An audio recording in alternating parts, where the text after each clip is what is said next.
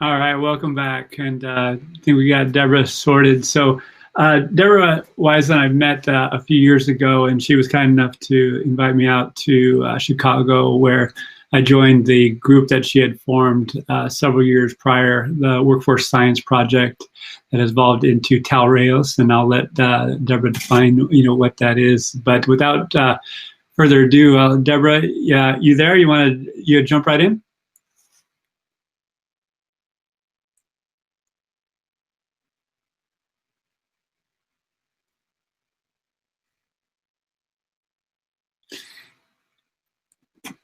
I can hear you. Can you hear me? Yep, yeah, I can hear you and I can see you. Okay, I think we finally did it. We did it. I'll let you take it away, and I'll join you in a little bit once you get through your slides. Sound good?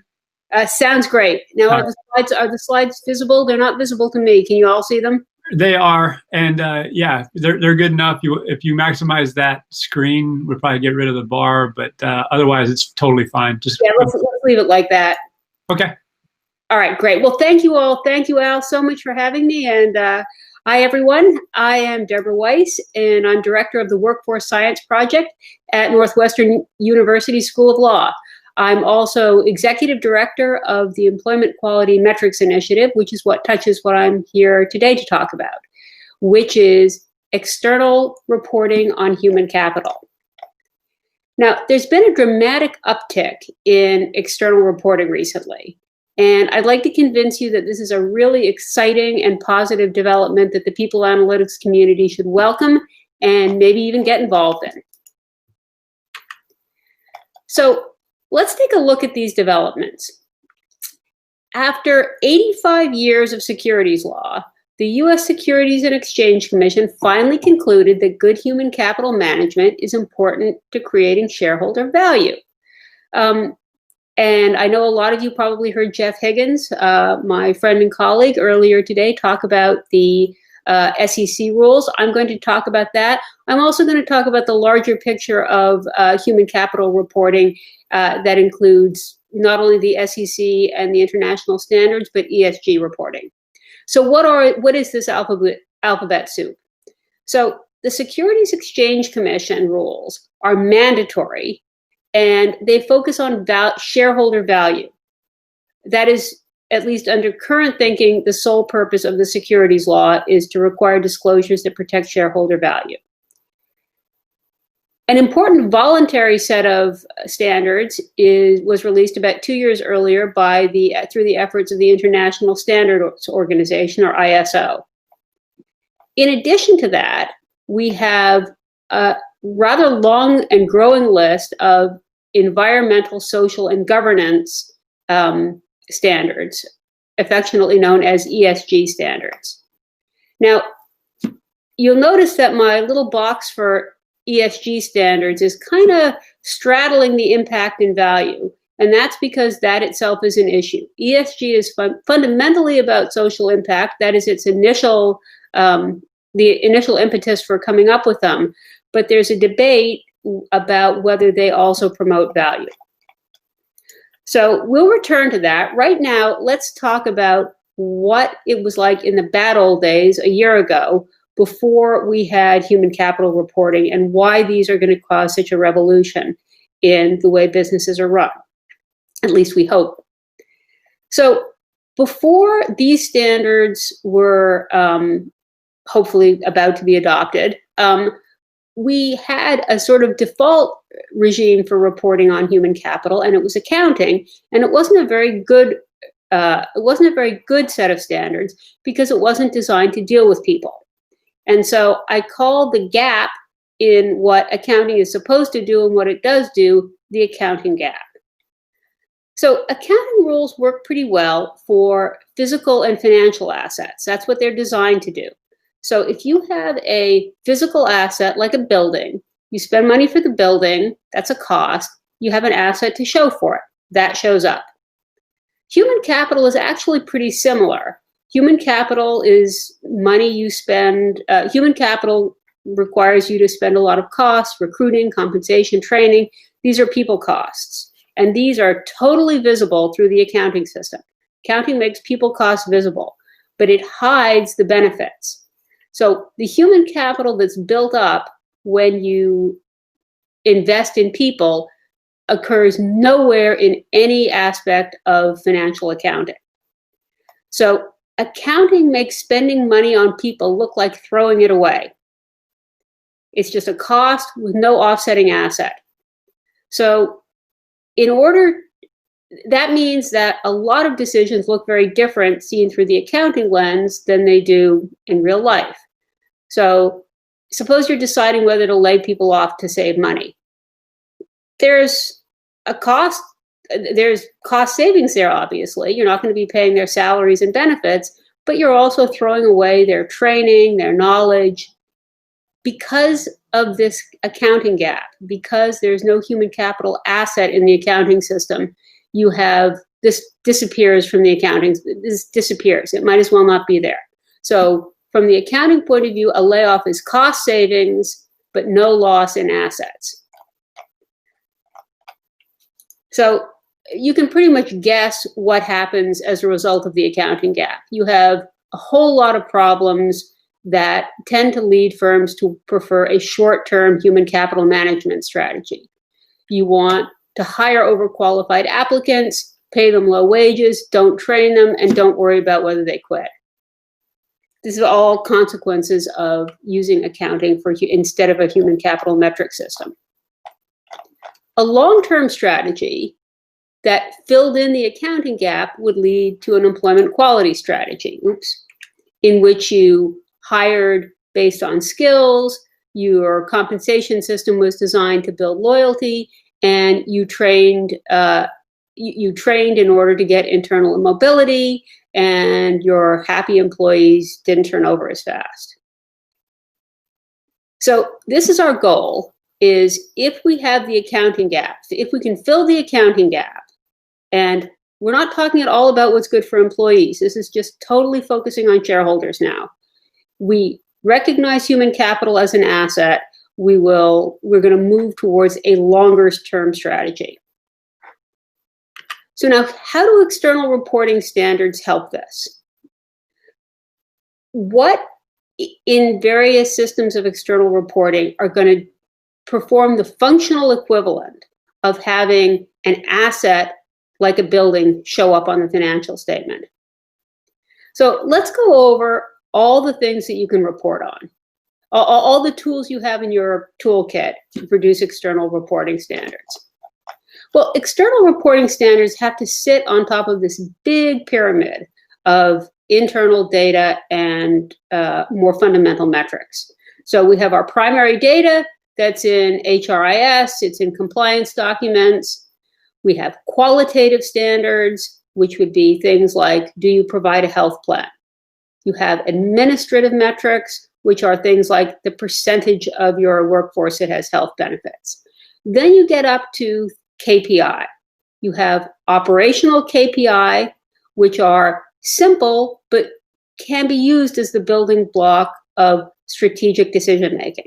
That's what's critical. That's where we have this leap from the administrative metrics to the operational KPI. You're starting to move into measures that are tied to strategic outcomes. Above operational KPI, you have strategic KPI. Strategic KPI aren't just the building blocks of things that connect to strategy. They are your strategic goals. So for example, your operational KPI would be something like, how satisfied are your employees with benefits? That tells you more than just the cost of the benefits, but it's not the bottom line. The strategic KPI tells you the return on investment for benefits. Now, what an external reporting standard does is it takes a look at this huge pyramid, which will often be quite empty. This is not always going to be filled in. And it says, what can we take from this pyramid and distill and report externally? Unfortunately, in the current state of this pyramid, we don't have a lot of strategic KPI.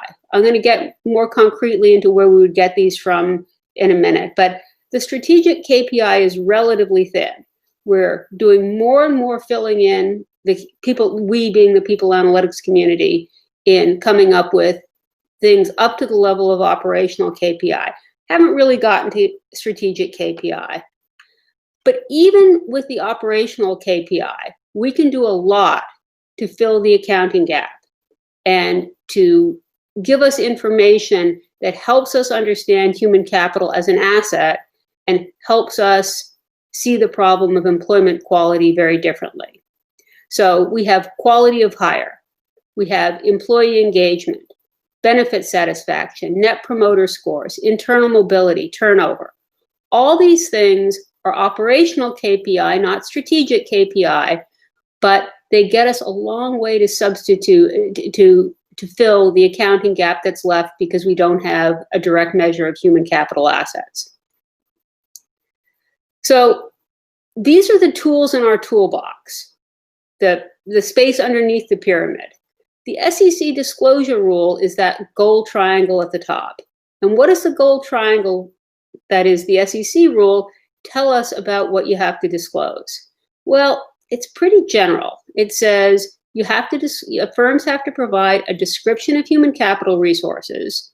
They have to provide information about any human capital measure or objective that the registrant focuses on in managing the business. So that's kind of an interesting and strange standard. Notice two things that are kind of odd about it. First of all, instead of requiring you to provide a set list of things, it gives this open-ended standard. So that's kind of surprising. The second thing that's even more surprising is instead of telling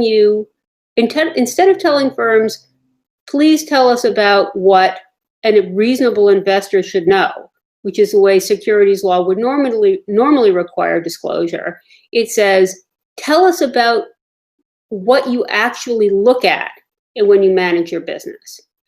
This is really kind of strange because it seems to say that a company that doesn't use human capital metrics in managing its business doesn't have to disclose anything. That is pretty much what it says. So in theory, you could take that position, assuming you don't actually use the measures. You don't use any human capital measures. Now, I'm guessing that there are relatively few large companies that can honestly say they don't use any measures. So it's going to be pretty hard to get out of that entirely. But you've still got a fair amount of leeway in what you report. Is this good? It's going to last. My guess is once you have the barn door unlocked, investors are going to start expecting more and more. Competitors are going to start reporting, and eventually you're going to see more and more use and reporting of human capital measures. So where do we turn to look for these measures that we should and will be reporting? Jeff Higgins, who spoke earlier, is a big fan of the ISO standards, and I agree with him on that. We're in complete agreement. The ISO standards really are the best, I think, that the community has produced to give us a general overall picture of what we should be reporting. Back to our pyramid, just to give a sense of the maturity level of the ISO standards. Most of them are administrative metrics, like the number of grievances filled. That's pretty basic. A reasonable number of them are operational KPI, like turnover. There aren't a lot that aspire to productivity measures. But as I said earlier, that's not necessary. I think you can go a long way with the operational KPI. So I think that we're in good shape. There's progress to be made. We're in pretty good shape to move forward with respect to value-focused metrics. What about the other thing I mentioned, ESG impact investing metrics? Here the picture is not quite as mature. You have a lot of organizations that are in the process of developing impact investing metrics. They look at worker financial security, health, benefits, career development. All of these are intended to help get a picture of employer employment quality measures that are not directly picked up by value investing measures. However, they're at a very simple level. Most of them are what we would call are either qualitative standards. They ask questions like, how does your company engage or empower workers? Or they're administrative metrics. They are, the number of workers above the minimum wage. Very few rise to the level of what I think we would call operational KPI of the kind that you see in the value investing context. So to deal with this, we have started what we call the Employment Quality Metrics Initiative. It's a consortium of people analytics team, some great leadership, Patagonia, KeHE, Walmart, JetBlue, bunch of other companies. We're getting together and trying to come up with employment quality metrics, ESG type metrics that move to the level of operational KPI and hopefully eventually strategic KPI. If you're interested in that, I'd love to talk to you more about it. So I'm going to leave you with one question, and then Al and I will chat a bit. There's this question that's become quite burning these days, which is whether or not value investing and impact investing are really different. So you will see a lot of the ESG community saying, well, in the long run, if you invest responsibly, you're going to make more money.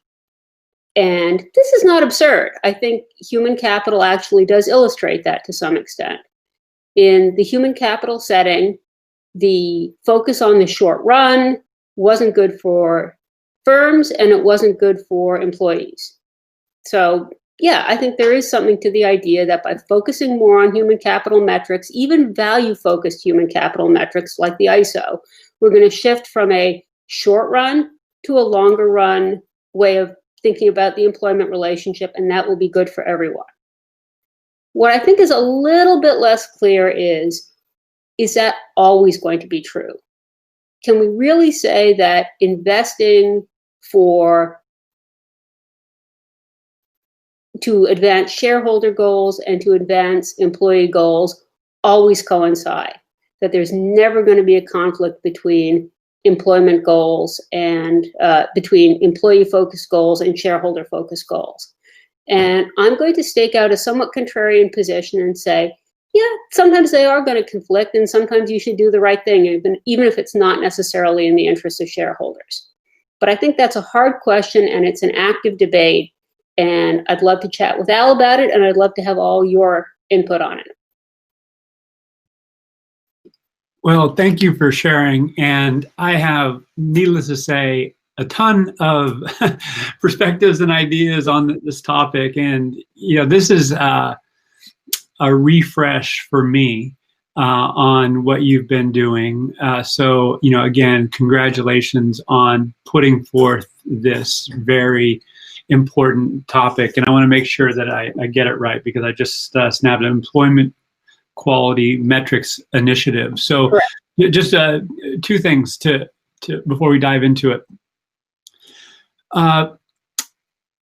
I'm of the not contrarian perspective that oftentimes there is a noticeable conflict between shareholder value and short-term business results, and how people, human beings, aka employees or workers, are treated in the organization.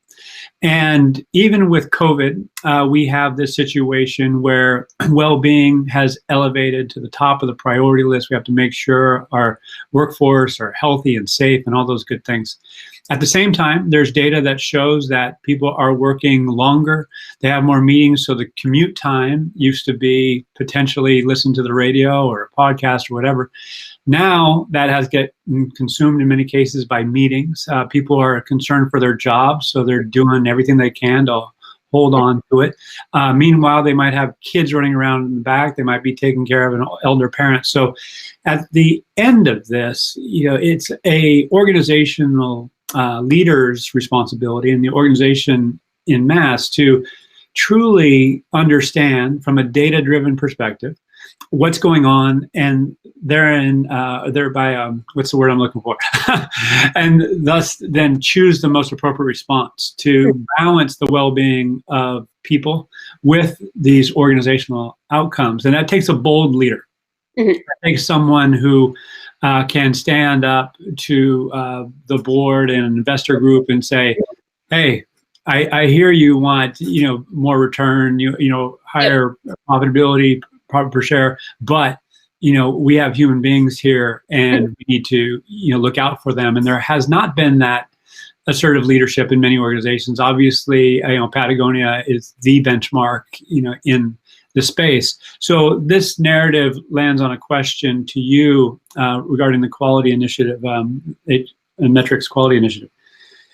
What does the ideal future state look like? I mean, let's say you do this, you get a bunch of companies on board and they make, commitments. I mean, what kind of change, what kind of world do you want to see in 1 year's time, 2 years' time, or longer time horizon? What are your thoughts there? I think one of the things we're trying to do is raise questions that we think aren't being raised enough about what constitutes employment quality. We're trying to ask different questions. So I think everyone would agree that economic opportunity and mobility are good things. Mm-hmm. But there's nothing in current ESG metrics that pays any attention to them.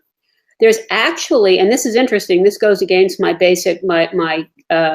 attempt to state a controversial stand. The value investing metrics actually do a better job of looking at employment mobility than the ESG ones do. Mm-hmm.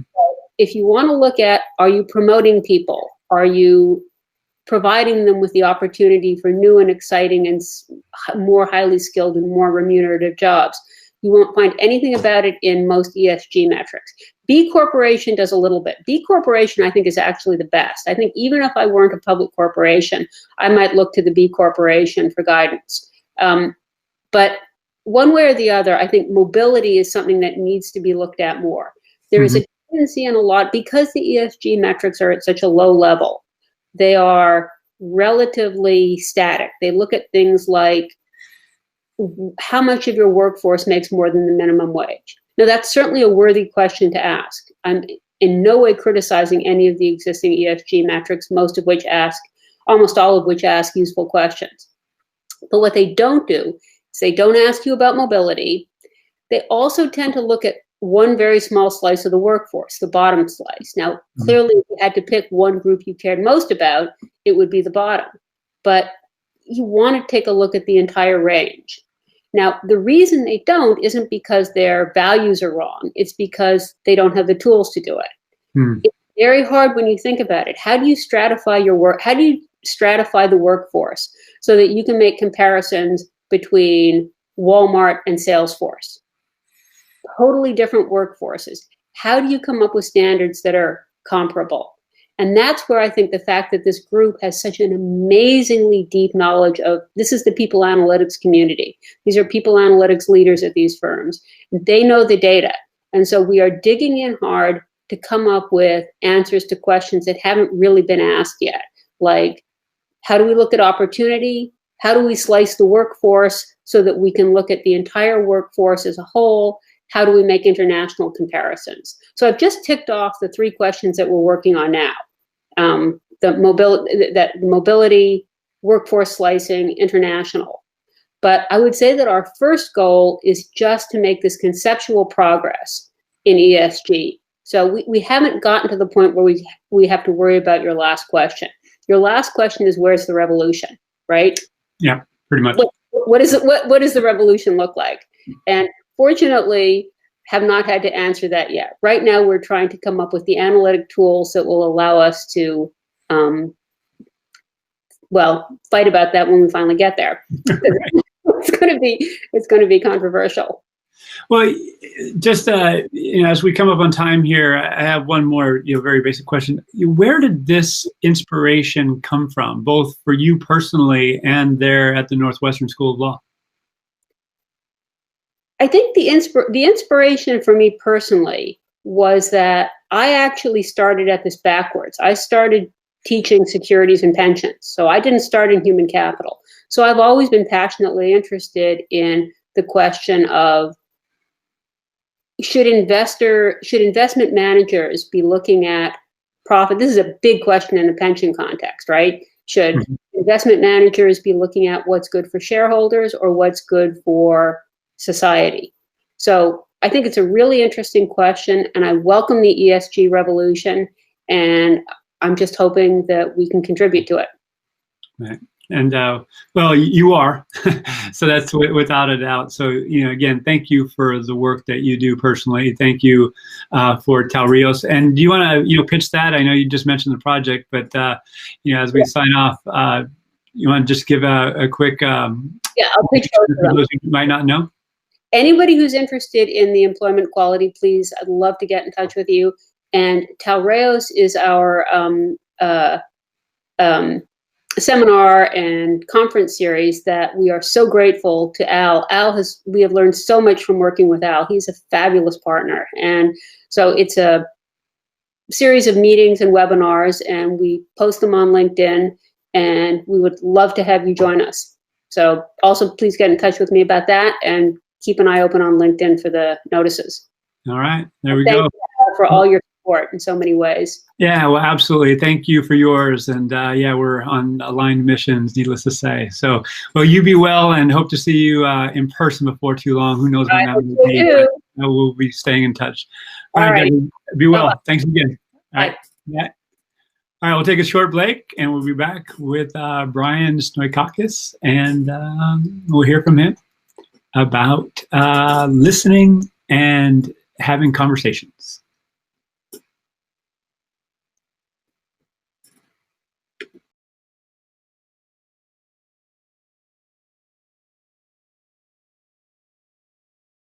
Thank you. Yeah, thanks for having me. Excited to be here this early evening here in Michigan. Talking to you a little bit about Spectrum Health transition to continuous listening and really our continued journey to a continuous conversation model. I'm Brian Stoikakis. I work in human resources at Spectrum Health.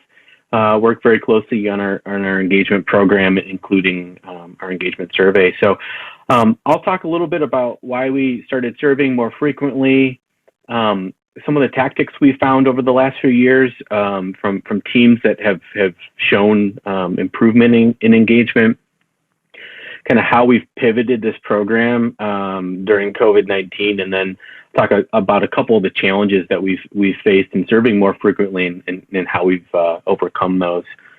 But just real quick, a little bit about Spectrum Health. We're an integrated health system based in West Michigan. We've got 31,000 team members. We're a $7 billion enterprise. We've got 14 hospitals spread across West and Southwest Michigan. Our main medical center is in Grand Rapids, Michigan, and includes a children's hospital. And then we've got a number of ambulatory sites and clinics and surgical centers. We also have a health plan that serves over 1 million members throughout the entire state of Michigan. So why did we shift our engagement approach? 3-4 years ago, we were in the middle of a period of a lot of change for our organization. We were in the middle of a electronic health record implementation. So for those not in healthcare, that's a huge deal for clinicians because they're in that system all day. So changing it is a really, really big deal to your frontline staff. We had a long-term CEO who had announced his retirement. Along with that came a new leadership team, new mission, vision, values. We were moving a lot of our services to centralized shared service models. So with that came restructures and new policies and procedures. So that was those were just like the 4 big things. On top of all that, just the constant change that healthcare in general was experiencing. And we knew engagement would matter a lot during this period of big change. We believe the research that's out there that shows engagement can lead to these better outcomes, and most importantly, we know highly engaged employees can have better outcomes for our patients. But at the same time, we knew our old program just really wouldn't be up to the task of really helping us get through this period of change successfully. Like a lot of other organizations, we were serving every 2 years, maybe every 3 years, not really a lot of stability on how often we were doing it. We'd have this really long lag between the survey and actually leaders getting data. We'd extend those response time windows because we were worried because we wouldn't survey again for another 2 or 3 years. So this process would just really just keep going. It was really complex, a lot of bureaucracy, who would get data when, lots of HR work and dealing with the file and the data and putting together decks, really complex action planning that no one was doing. And all this would just be almost immediately out of date. So much time would pass by from when we launched to when frontline leaders actually got data that the organization had changed and people no longer really cared about the data. There just was not a lot of incentive to action plan. I wasn't working on the engagement program at the time, but I was in HR, and I don't remember ever hearing about results from my own team, let alone action planning, right? So we weren't even doing it within HR. So we took a new approach. We partnered with Glint, who you just heard from, to implement their product. And in addition to the technology piece, we really changed our overall approach. So we're checking in a lot more frequently. We're surveying engagement quarterly. We're also surveying across the life cycle, so we're doing things like onboarding and exit. Now, surveying more frequently allows us to really pinpoint problems before they become much more serious problems, right? So we can see something and then a quarter later see if what we did improved or didn't improve what that issue was. It also allows us to be a lot more nimble. We can change our questions a lot more easily based on our business needs, and then in just a quarter, get trending information on those questions. So a lot different than surveying every 2 years or 3 years. We also allow team members to provide comments on every question. This allows our team members to describe and articulate kind of why they're answering the question a certain way. Really provides great color and nuance to our local level leaders and also to our executives on why our workforce is feeling a certain way about certain topics. And then finally, another big thing is we give leadership access to the results, and we give those survey results the day after the survey closes, right? So as soon as the survey closes, next day, leaders at all levels of our organization have access to their data. Gone are the days for us of tiered and certain levels get access to data quicker. We think that's really important. We want the results of the survey to be in the hands, especially of our local level leaders, as soon as possible so they can start taking action on those results. And so what this new process has allowed us to do is really get to some really real-time insights. And so because we're surveying every quarter, we quickly amass these data points. So each column here is one of our surveys, and this is really just kind of the first year and a half of our journey. And with some of the reports that we pull out of the tool, we're able to do things like these heat maps, and at all levels of the organization, really start to see, where are we making improvements, where are we steady, what are some of the things that we've slipped in or really need to focus in on. Really allows us then also to see that change over time. The other really important thing that we utilize the tool for is not only to look at the scores of the questions, but also to see how those questions that we're asking on the survey, those drivers of engagement, how they're actually impacting engagement. And so we're not just necessarily working on the lowest scoring questions. We're really trying to drive teams and leaders with these types of reports to work on questions that both have opportunity for growth in the score, but also have very high impact on engagement. Because really we want these teams to be working on things that are going to improve overall engagement. So again, we do this at all levels of the organization. We're looking at this at the company level, at our divisions, and then our teams also have access to this type of data at the team level. So with this transition to this new continuous listening, continuous conversation model, really needed to reset leader expectations. And this is really kind of the 4-step process that we lay out. So, it's more than the leader just reviewing the results. We really then need them to then share the results back to the team, get more feedback. So really, that's where the conversation comes into play, right? We want these surveys to be a springboard for more conversation. And then out of those conversations, we want to see some action taken. Hopefully, the team is taking action together. Again, we've been doing this now for 3 years. We've seen leaders becoming more curious. They're feeling more empowered to take action at the team level. They're becoming more adept at listening to their teams and more likely to check in because we've got these fixed survey points. It kind of becomes kind of an anchor to have these conversations, and we're building that habit over time.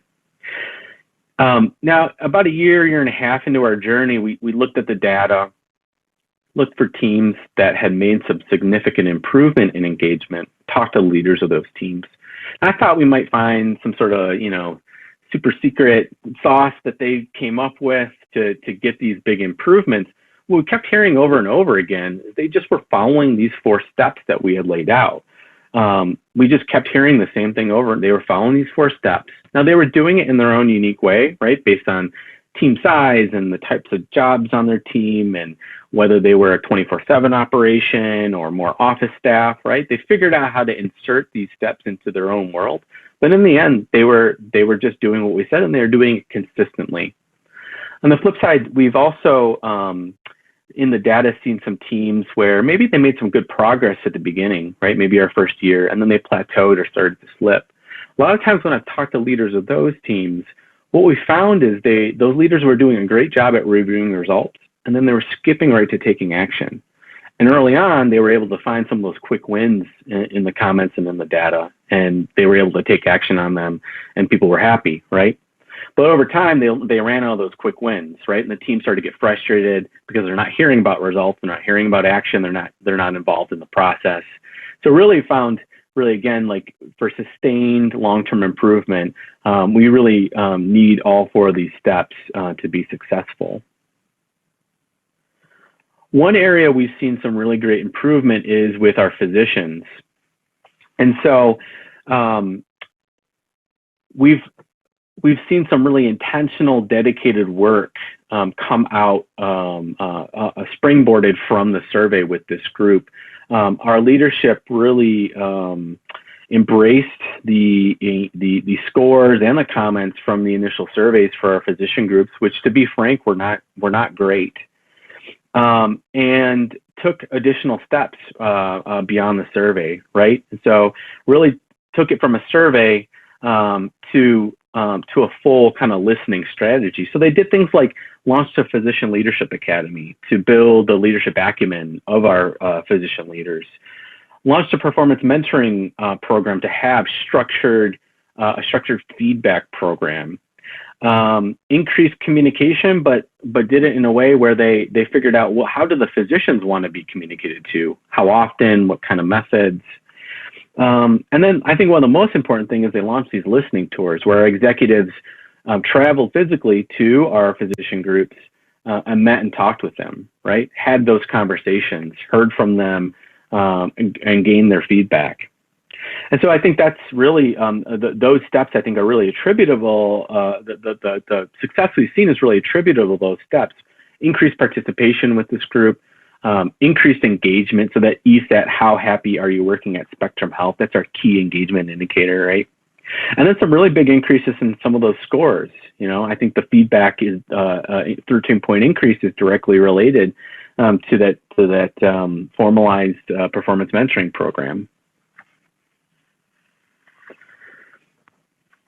In late March, we were getting ready to plan for our April engagement survey, and really quickly realized we needed to shift our strategy.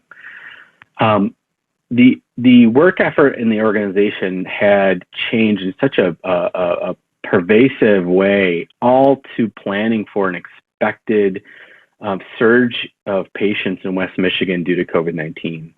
Almost all of their work just stopped, right? Our clinics were closed, elective surgeries were canceled. All effort was on planning for this surge of patients. And so we paused our April engagement survey and replaced it with a really quick 3-question pulse around support in our COVID-19 response. Because our leaders and our team members have built that habit of, expecting, what the email looks like when they get the survey email, how to take the survey, for leaders, how to get into the tool and look at the reports. This is a really easy shift for us. It was a shorter response window, but we saw incredible participation, one of the strongest response rates we've seen for one of our surveys. And the comments were just off the charts. We had more comments per question than we've ever seen. This is when we really started to see differences in our clinical staff and other frontline workers and our office workers. So our clinical workers were starting to exhibit themes of stress and anxiety, concerns about childcare, concerns about redeployment, how they were redeployed, where they were redeployed to within our hospitals. On the flip side, at the time, our office workers had moved to full-time remote work, had only been doing that for 3 or 4 weeks, and were having a really great experience. So we really started to see differences in our different populations. One really important thing that we've been able to use this data for, based on the comments, is to rethink how we would potentially redeploy workers in the future in another crisis situation. So we got a lot of great feedback from employees about how they experienced that redeployment.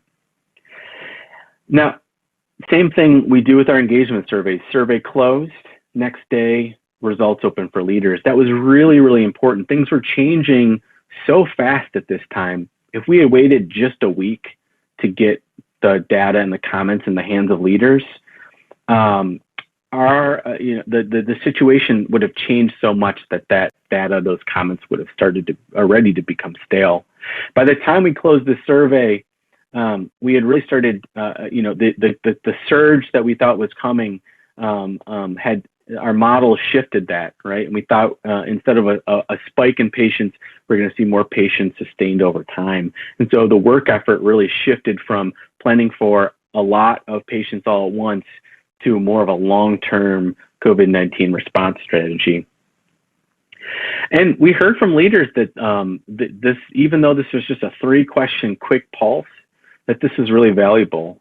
I heard from leaders who said, I thought I really understood the needs of my team. I thought I was providing them the support that they needed, but through the survey, through the comments, I really learned there's at least a couple of people on my team who really need some additional support during this time.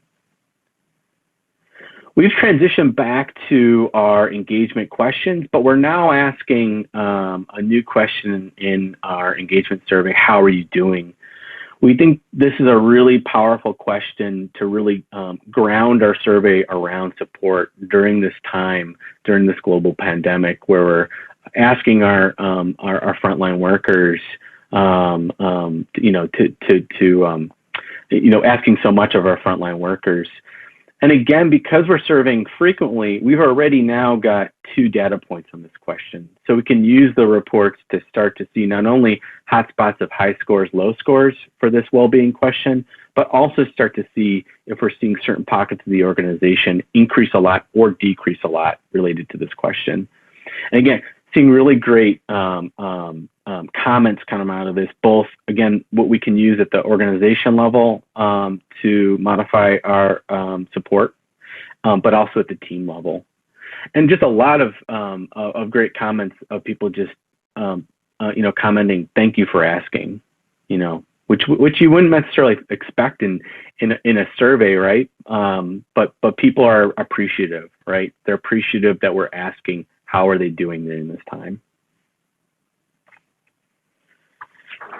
So what are some of our challenges been in this new model of serving much more frequently and expecting a lot, frankly, on our leaders, right? So to actually do something with these results and have these team conversations, not once a year or once every 2 years, but quarterly. One thing is, we really found our leaders really need to be on top of acting on the results, and really we found we really need to be prescriptive with them, and proactively tell them you need to schedule time on your calendar, right? You need to block time off to review the results on your own, and you need to protect time on the upcoming team agenda to talk about results. What we found, if leaders don't do that, by the time our survey closes, there's only 2.5 months before the next survey. That time just goes right on by, and the next survey comes. And that comes to the next challenge, is the team members need to feel heard, right? And so, with a survey, if you're only doing a survey every year, every 2 years, I think you sometimes get the benefit of having enough time go by, where when employees are taking the survey the next time, it's a little bit fuzzy around, well, what did we do with that last survey?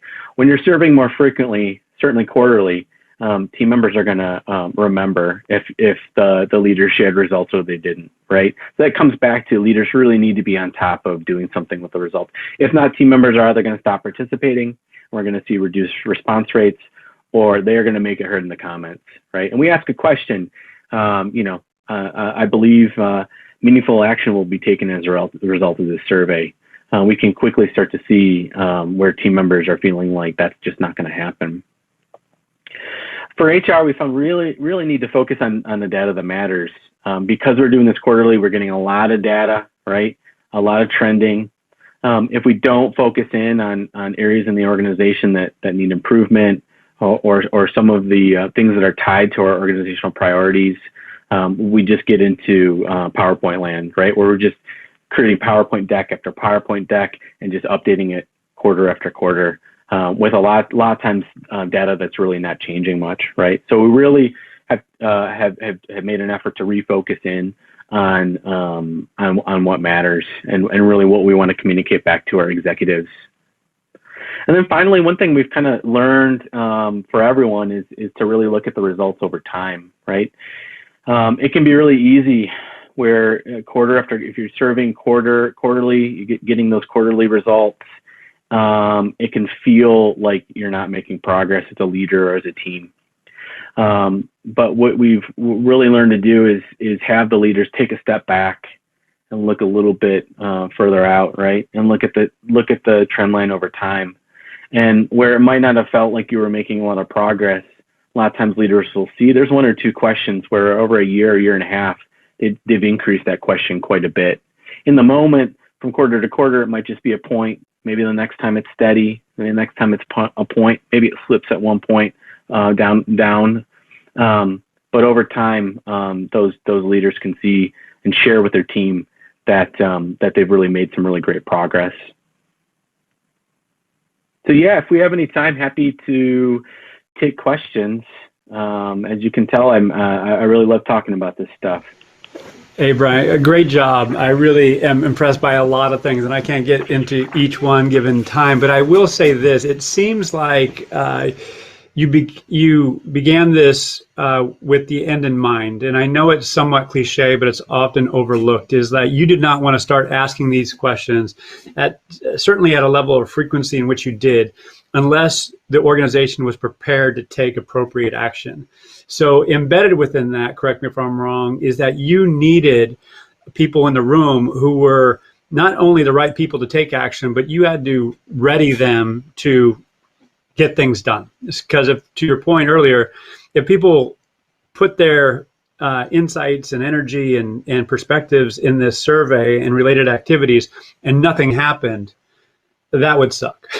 That would be, and being in the business is a disengager. So what did you do to set the table?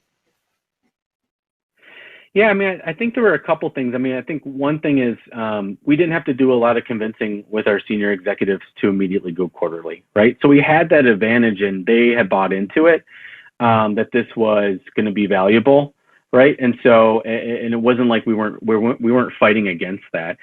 The other thing that we've really seen success in is kind of that senior level role modeling, right? And so we really try to get teams at all levels of the organization to do those same 4 steps, right? So we really want, even if it's an executive, we want that executive to be talking with their team of 10 directors about their own survey results. We've seen a lot of success there in that role modeling, and then the rest of the organization can see that this is important at all levels. Because, you know, we can talk about it all day and say, this is what you should do, this is best practice. But until our local level leaders start seeing it done by our executives, that's, I think, for us when it really became real. Well, again, congratulations on what you've achieved there. How can listeners, viewers learn more about you and what you're doing over there? Yeah, just feel free to reach out to me. I'm on LinkedIn. I think my profile is connected to the system here, and happy to talk with anyone else. Talk with anyone about our journey and give my own insights. All right. Well, Brian, again, congratulations on what you've achieved there. I look forward to hearing more from you in the future. So you be well, yeah? Thank you. Thanks so much.